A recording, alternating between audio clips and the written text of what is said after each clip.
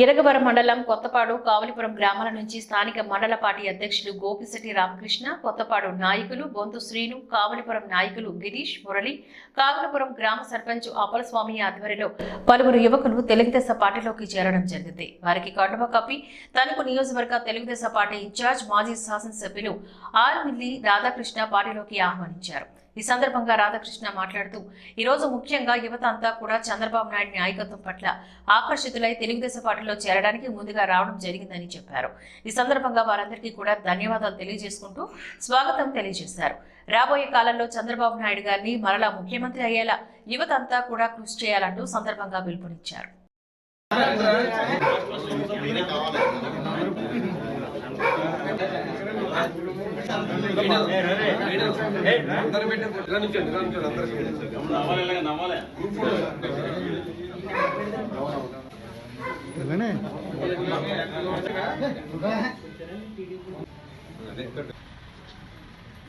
ఈరోజు ఇరగవరం మండలం కొత్తపాడు కావలపురం గ్రామం నుండి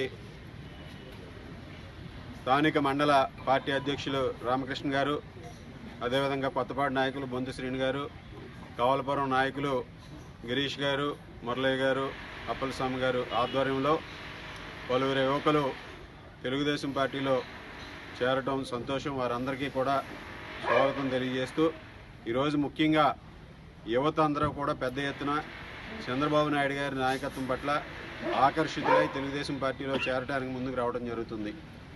ఈరోజు వైఎస్ఆర్ కాంగ్రెస్ పార్టీ అధికారంలోకి వచ్చిన తర్వాత యువత భవిష్యత్తును పణంగా పెట్టే విధంగా ఈ రాష్ట్రంలో ముఖ్యంగా గంజాయి రాష్ట్రంగా మార్చి జగన్మోహన్ రెడ్డి యువతని నిర్వీర్యం చేయడం జరుగుతుంది.